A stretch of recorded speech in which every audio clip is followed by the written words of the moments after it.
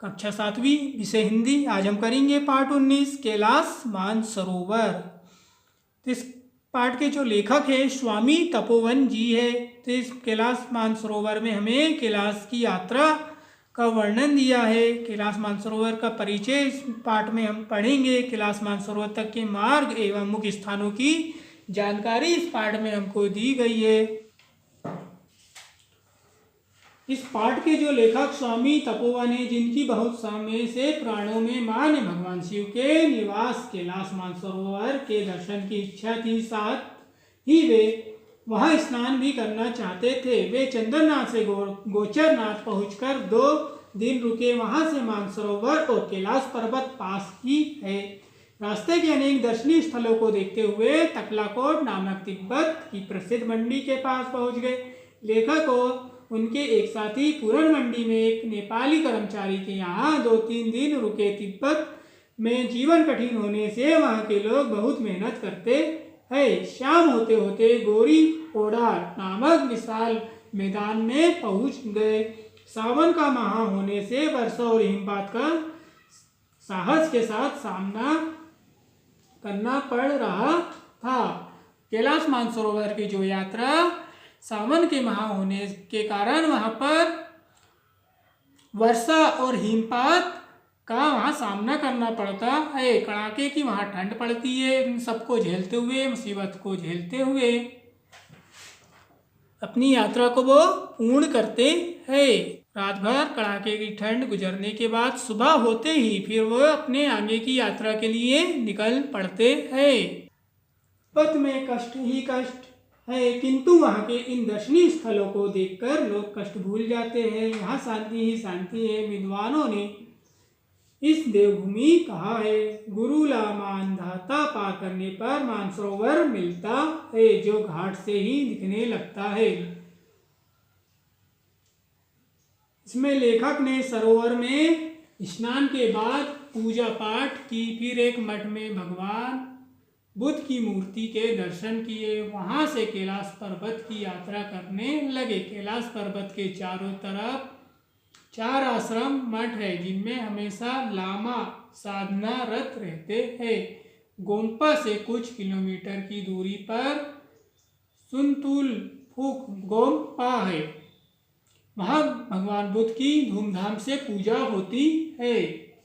दक्षिण में अक्षस्थल मनमोहक है। लिम्पू दर्रे को पार कर अल्मोड़ा रास्ते से नीचे उतरे तो दूसरे दिन भारत भूमि के लिए निकल पड़े।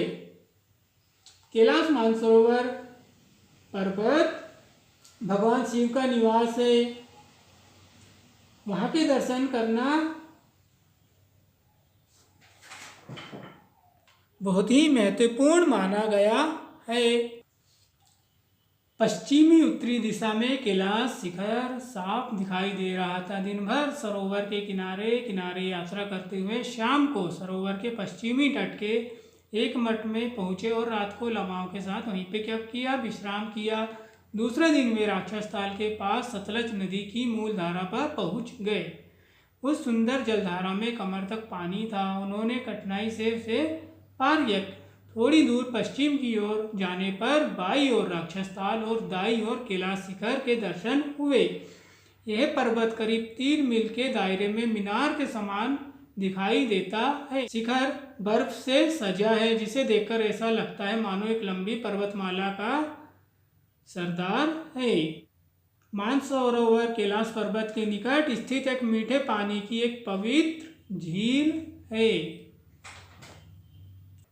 यहाँ पे हमको तिब्बत के बारे में बतलाया गया है कि तिब्बत जो है भारत की उत्तर दिशा में स्थित एक देश, जो वर्तमान में चीन के नियंत्रण में है।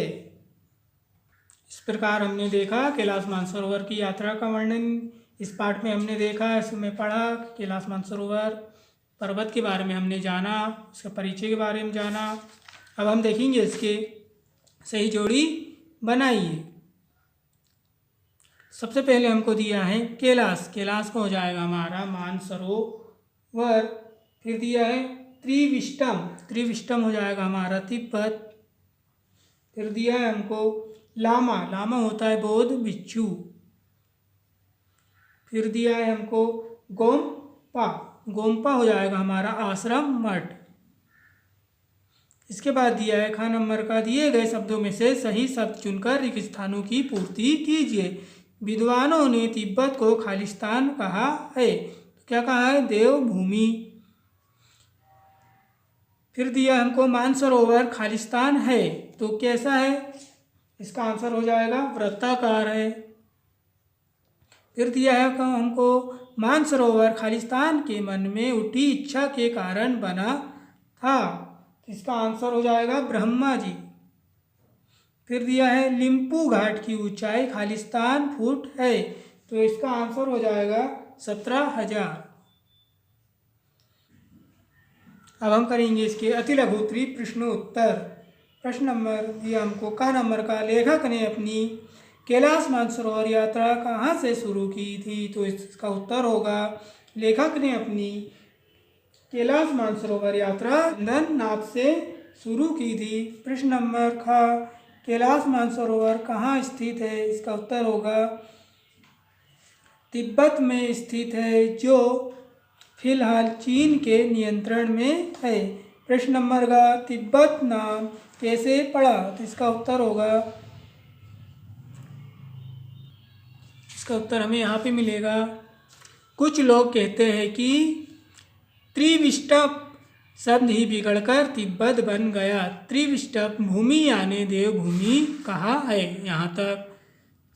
इसके बाद देखेंगे हम प्रश्न नंबर का, कैलाश पर्वत के निकट स्थित चारों गोम्पाओं के नाम लिखिए, तो पहला हो जाएगा हमारा चूकू, डिरफूक, सुनतुलुफूक और गट्टा। फिर दिया है हमको ड नंबर का, कैलाश और मानसरोवर के बीच कौन सा ताल है, तो इसका उत्तर होगा राक्षस ताल स्थित है। अब हम देखेंगे लघु प्रश्नों उत्तर। सबसे पहला प्रश्न दिया हमको का नंबर का, लेखक ने कैलाश मानसरोवर की यात्रा क्यों की थी, इसका उत्तर हमको मिलेगा, सबसे शुरू में आएंगे, यहाँ से मिलेगा हमको, पुराणों में भगवान शिव के निवास के रूप में माने कैलाश के दर्शन की इच्छा बहुत दिनों से मन में थी, साथ ही मानसरोवर में स्नान करने की भी बड़ी चाह थी। यहाँ तक हो जाएगा फर्स्ट का उत्तर। फिर देखेंगे हम सेकेंड का उत्तर। खा, लेखक को गोरी ओडार नामक स्थान पर कैसे मौसम का सामना करना पड़ा, इसका उत्तर हमको यहाँ मिलेगा, सबसे शुरू में आएंगे, यहाँ से तराई के मैदानों में चलते हुए गोरी ओडार नामक विशाल मैदान में शाम होते होते पहुँच गए। अब हम 16,000 फुट ऊंचे तिब्बत के मशहूर मैदान में थे।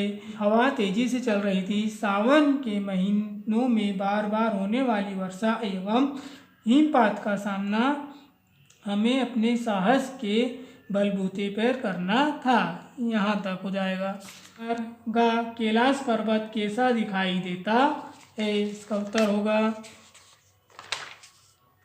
यहाँ से मिलेगा हमको इसका उत्तर, यह पर्वत लगभग 3 मील के दायरे मैदान के समान ऊपर की ओर आकार में छोटा होकर दिखाई देता है। इसका शिखर बर्फ से सजा है। यह पर्वत ऐसा मालूम होता है मानो एक लंबी पर्वतमाला का सरदार हो। ये उत्तर गा का हो जाएगा हमारा। नंबर घा, मानसरोवर पहुंचकर लेखक ने क्या किया, इसका उत्तर मिलेगा हमको, यहाँ से सरोवर में उतरकर मैंने बड़ी श्रद्धा और उल्लास के साथ स्नान किया। स्नान और पूजा पाठ के बाद मैंने एक मठ में भगवान बुद्ध की मूर्ति के दर्शन किए। फिर मठ में लामाओं के साथ बड़ी देर तक बातें करता रहा। वहाँ मैंने पवित्र मानस जल में स्नान और उसका पान करते हुए 2 दिन बिताए। यहाँ तक। इसके बाद देखेंगे हम प्रश्न नंबर डा, राक्षस ताल नाम होने के पीछे कौन सी कथा है, इसका उत्तर मिलेगा हमको, यहाँ से कहते हैं कि लंका के राक्षस राजा रावण ने अपनी तपस्या के बल पर भगवान शिव सहित पूरे कैलाश पर्वत को अपने हाथों में उठा लिया था। उसी के कारण इस ताल को राक्षस ताल कहते हैं। यहाँ तक ये प्रश्न हो जाएगा हमारा डा। फिर इसके बाद देखेंगे हम भाषा की बात में प्रश्न नंबर 5, निम्नलिखित शब्दों की वर्तनी शुद्ध कीजिए। तो आपको ये शुद्ध करके लिखना है। जैसे कैलाश, ये गलत लिखा है, काम में एक ही मात्रा, जबकि काम में एक ही मात्रा आएगी यहाँ। कैलाश। पश्चिम, ये गलत लिखा है, इसको शुद्ध करके आपको लिखना है। विरासत, तपस्या, दरदरा, बुद्ध, सुंदर और परिक्रमा, इसको आपको शुद्ध करके लिखना है। इसके बाद हमारे यहाँ चैप्टर समाप्त होता है। अब हम देखेंगे नेक्स्ट वीडियो में नेक्स्ट चैप्टर।